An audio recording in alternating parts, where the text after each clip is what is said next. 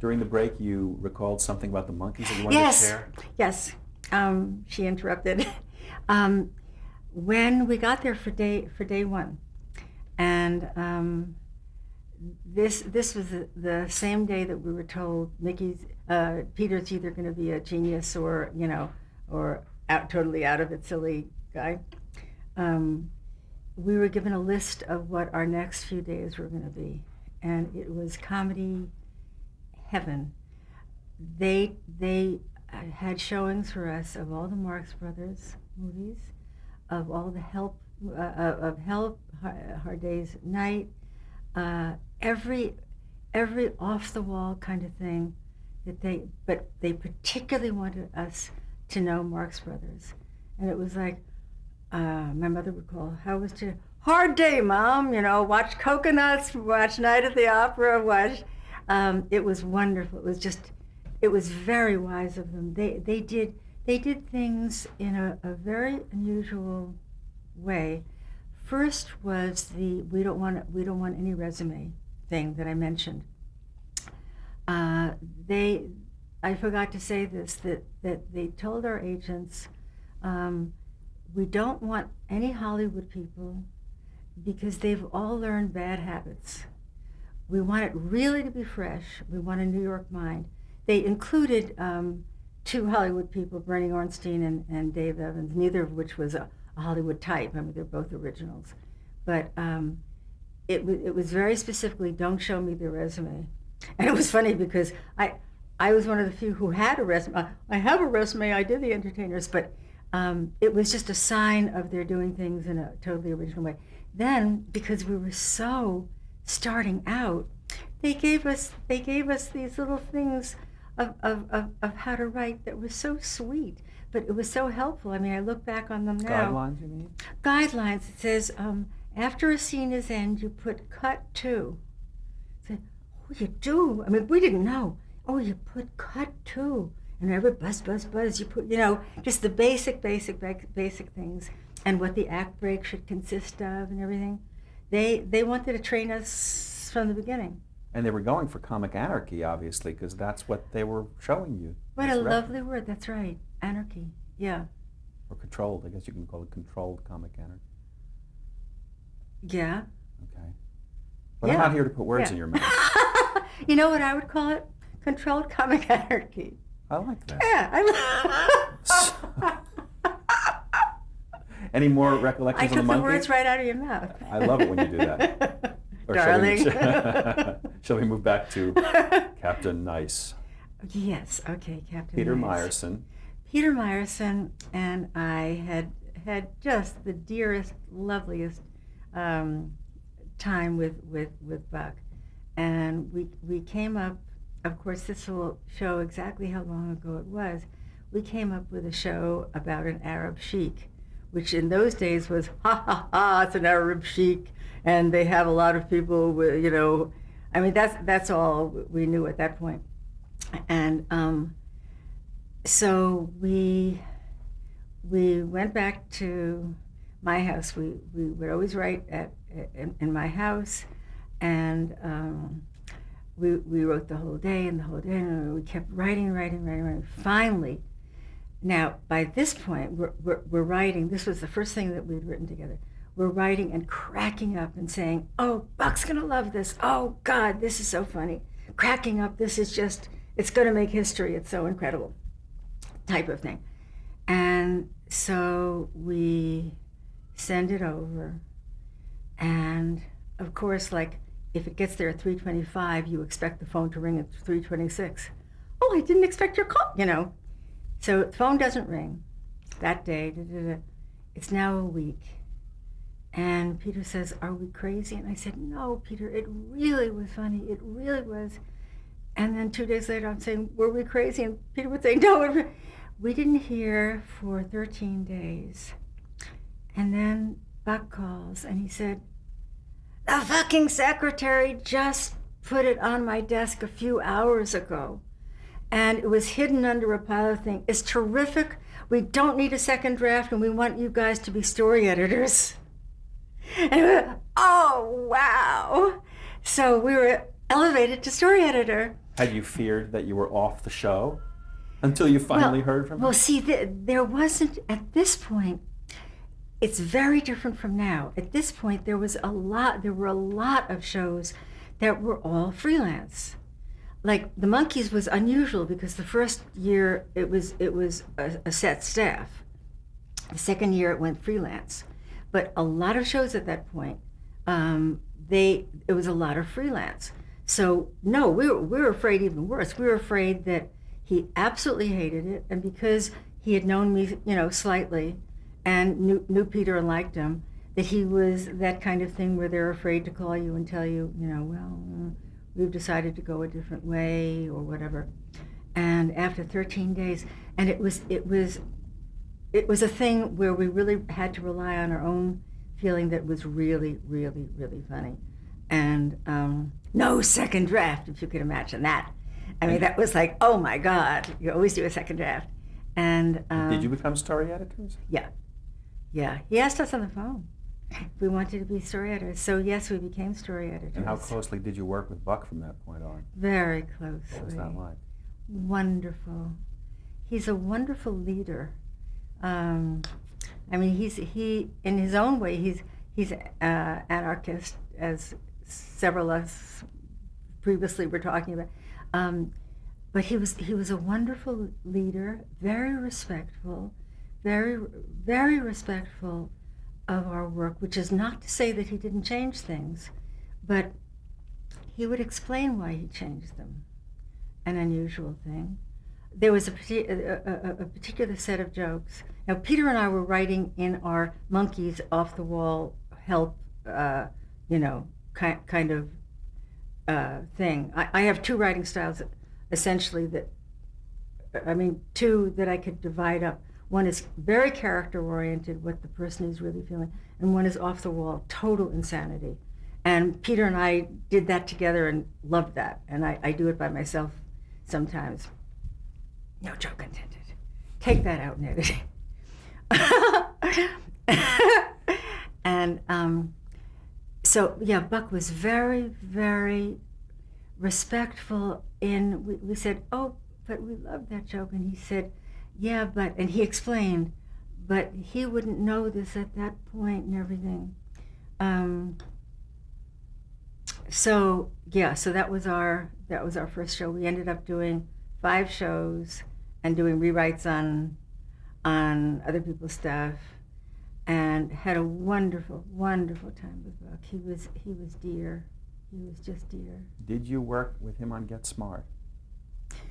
On Get Smart, no. We worked with Arnie Sultan, and Jay Sandrich was there in the room. And that's when I first met Jay, who I worked with ad infinitum on Mary Tyler Moore. It was Arnie Sultan. We did, I'm trying to remember how many Get Smarts we did. It could have been just one or two. That's one of those vague things. Did they get produced, the ones you? Oh yeah. Okay. Yeah. Yeah, I remember it was a thing where Maxwell Smart, there's this, he was going to a barber named Mr. Guy, and Mr.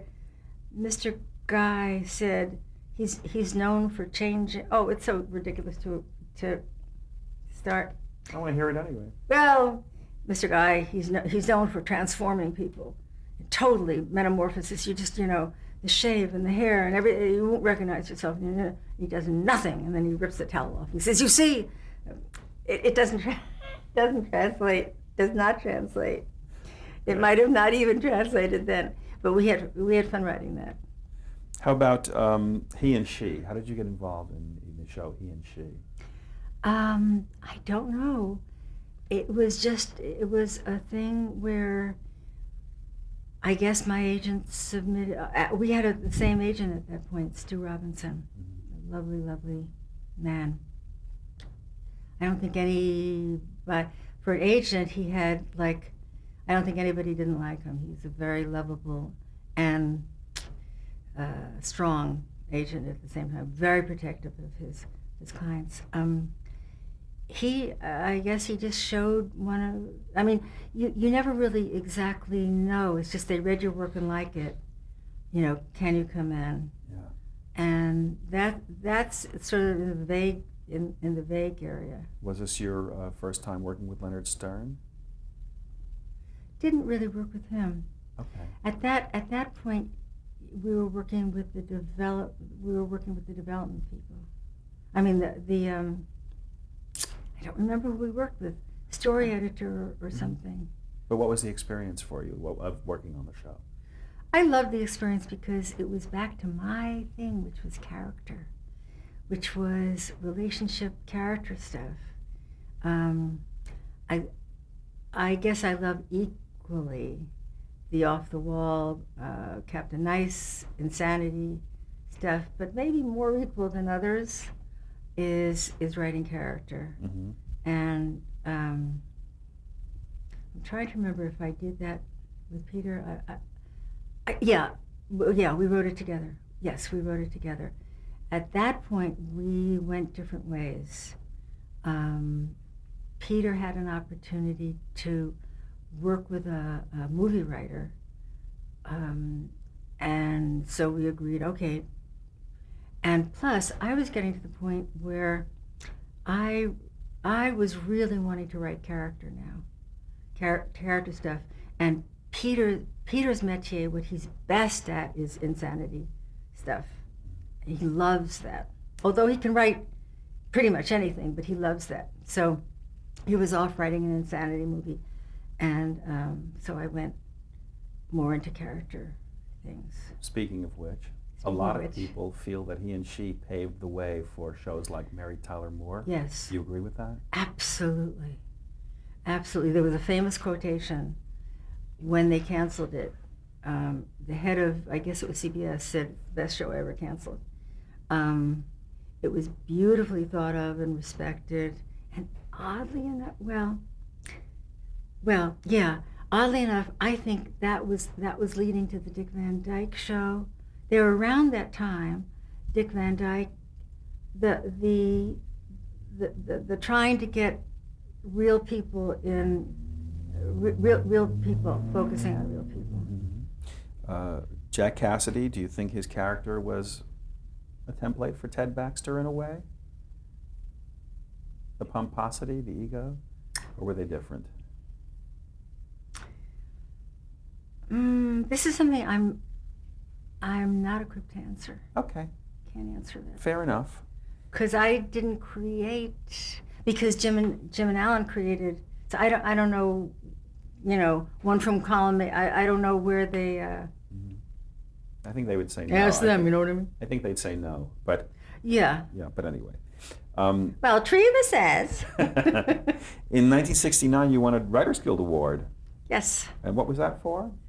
That was for Herb Baker and I were asked to write a special on Norman Rockwell, and this was going to be a very unusual it was going to be an unusual show because it wasn't going to be the usual.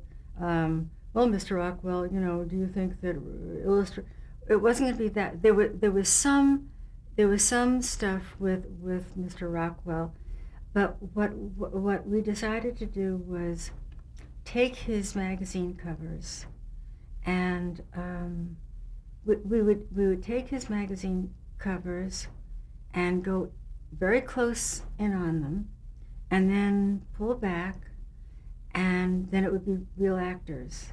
And then we'd make a vignette about it. It posed in the same position. Posed in the same position. Saturday night. His Saturday evening post. I remember Herb wrote a lovely thing about a salesman. Just a lovely vignette about what a salesman is like. And I wrote a married couple. It was one of Mr. Rockwell's Norman. Mr. Rockwell's covers were tons and tons of wives are driving their husbands to the train station, and mine was pulling back, and they're having a discussion in the car. And so it was a lot of that. And it was an unusual format. We really felt good about it. And by that time, I was now writing. I wrote that, and at the same year that I wrote Mary Tyler Moore. You were already on to Mary Tyler Moore. Yeah, I remember that I was, because I got a call, the Emmy nomination day, got a call, and it had to have been, yes, because they said, you're nominated for an Emmy. And I said, which show? I thought it was going to be for Mary's show. It didn't even cross my mind. And they said it was Norma. Oh my God, you know. So yeah, I was doing that at the same time. Okay. Did you? The same season. Did you have interaction with Mr. Rockwell? A little bit. He was so nice. He came with his wife. And all I can think in nostalgia is I should have gotten him to sign something, because on eBay I would go crazy right now. I'd be selling it on eBay. He was so dear and so sort of humble, kind of, I hate that word, modest, very modest. So you didn't pose for him. But before you did Mary Tyler Moore, Norman Norman Rockwell goes top. The long hidden Rockwell collection. You worked on a show before Mary Tyler Moore, a very important show, in my opinion, called Room 222. Yeah. How did that happen? How did you get onto that show? Someone No, read your work? Was, No, let's hear. That was, ever since Jim Brooks and I met around the singing piano thing, we had been friends. And so that was quite a while. And meanwhile, he had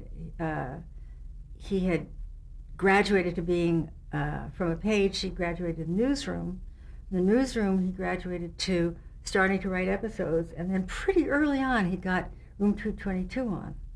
So he called me in pretty immediately and said, because we were friends, and he said, do you want to write some? So I did. I loved it, just loved it.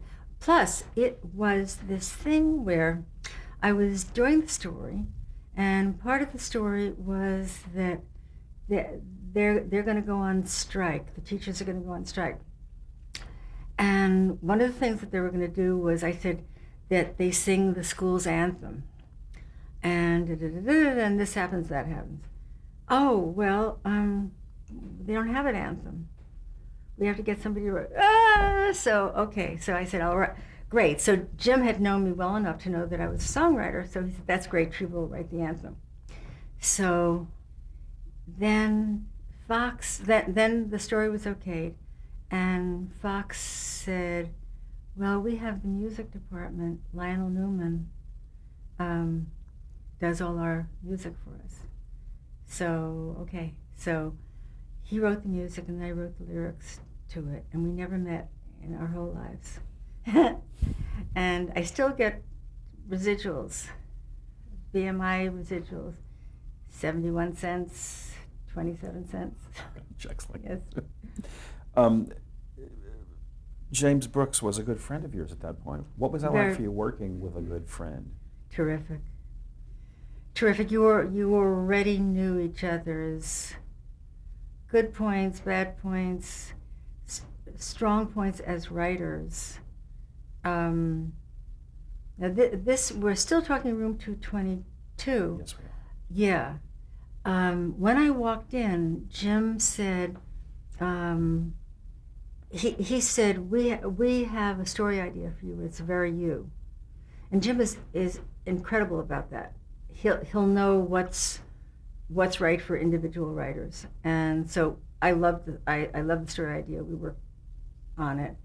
And at that point it was very easy working with friends that you know how to approach them, you know how to manipulate each other, all the good things that friendship brings. Mm-hmm. Are there detriments to it as well? Yeah. Sure. The detriments are, can it cross over into your friendship? You know, Did it?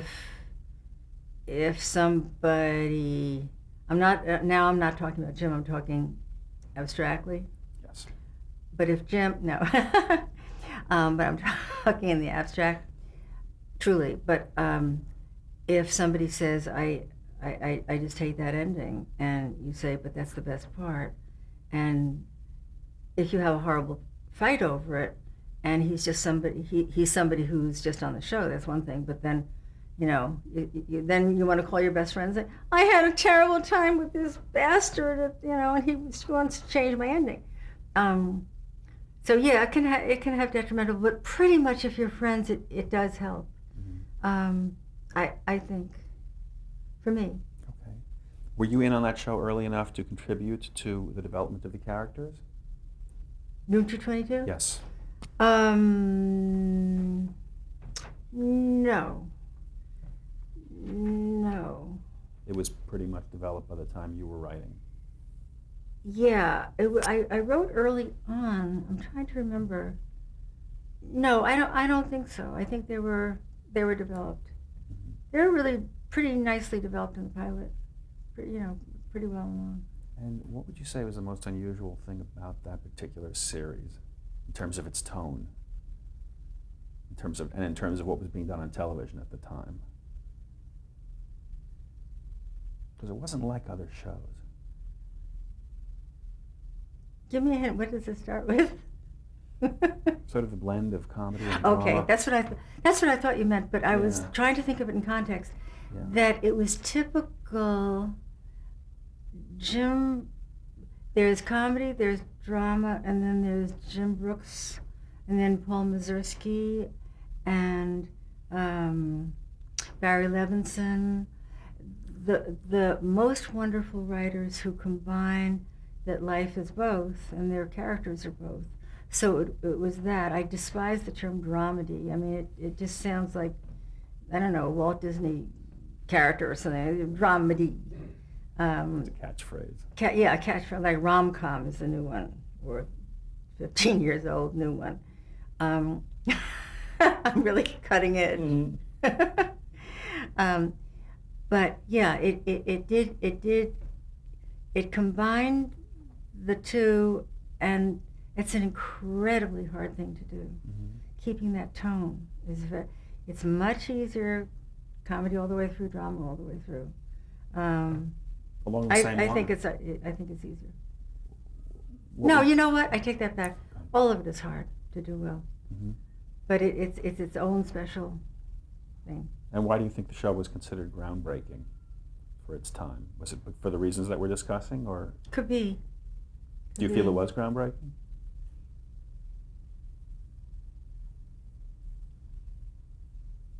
I don't know. Okay. How many episodes did you end up writing, roughly?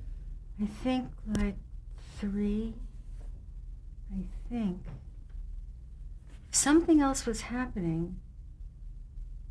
I was writing that, and then I'm trying to remember, something else came along that was important for me. What was it? I don't know. You have a list there. What did I do? Right after that, I did something that I spent a while on. Maybe it was a movie of the week or something. Okay. Something. Okay. Well, the Yeah. next major gig that I have for you is the Mary Tyler Moore Show. How did you come to write for the Mary Tyler Moore Show? Ding, ding, ding. It's Jim. Yeah. Yeah. He said, we just got picked up. I knew that they were writing it. I knew they were going through hell. Mm-hmm. Just got picked up. We have an idea that you're going to be perfect for the show, and we would like you to write as many as you want. That's not very welcoming, Jim. It was perfect. It was, you felt very secure. However, what was happening was Mary Tyler Moore Show, this was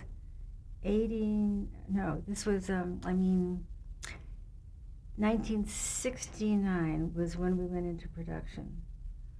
And so I had my story meeting with Jim and Alan, and it was just the way life should be. It was that way. We would just interrupt each other and laugh and carry on, and it was great. How was the show described to you?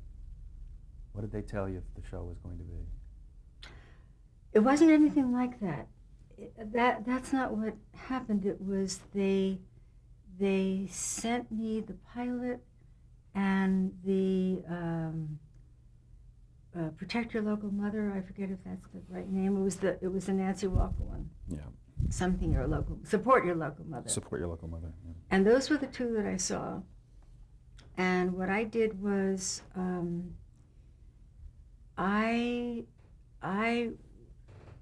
wasn't told anything about this is what we're trying to do. It was just clearly obvious by reading this stuff.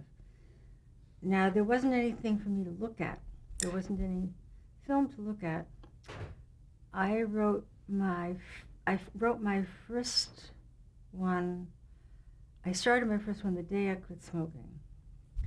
I had decided I was going to quit smoking on January 1st. So I called Alan and I said, Alan, I'm quitting smoking. I don't know if I'll ever be able to write again in my life, because to me it was like, having an idea, smoking, is it okay if I just do the old format, the one camera show format, because I'm familiar with it? And he said, yeah, okay. And then he called back. He said, no. He said, really get familiar with this format, because you're going to be doing a lot. They kept saying you're going to be doing a lot for us. And so after. Which episode was this? It's called Today I Am a Ma'am. It was where they want to have a party. Mary is called Ma'am by a delivery guy. And she doesn't know he's referring to her because she's just too young for that. And guess it was her. And they decide they got to get out. They're going to have a party. And Dick Shaw played an ex-boyfriend of hers. And, hilarity ensues thing. And so I wrote that, and I was laughing out loud, and I thought, this is a good sign. I really felt very at home. Still with my ritual feeling sick to my stomach thing, but not quite as sick, because I really felt, okay, now we're getting into, métier time. This seems to be really a good thing here, a good match. And the sick to your stomach thing, did that happen at the beginning of working in every show? During Mary, I stopped. But I remember Monkeys, it was really horrible experience, because of the 6 weeks thing, and then you have to go home to the same people. Oh, we're just defrosting the stuff from your farewell party. But yeah, it was. Because I remember carrying around with me a quote from George S. Kaufman, and I carried it in my wallet till it got like yellow. It said, every time you finish writing something, you say, how in the world could I have written that? I'll never write anything good again. So each thing is always like starting from scratch, because you're in new territory. Well, somehow with writing Mary, I would always be total nervous anxiety at the beginning, and say, this is the one where I'm not going to ever be able to write again, and then I did. Yeah. So handed in the first one, and we were off and running. It was, I forgot to say, I had written in Today I Am a Ma'am, I had written that Mary's sidekick, Rhoda, was on a diet, because I figured every sitcom has, like Laurel and Hardy, gudunk and gudunk, the the straight one and the round one. It's always like that. And so I figured, well, we know who's going to be the straight one. So I called one of the assistants, and I said, I'm working on a Mary, and I wrote Rhoda as fat. Is she fat? And she said, oh no. Oh, because there goes all my jokes. She said, no, she's more Zoftic. Oh, okay, so she's Zoftic. Let's pause right there and continue.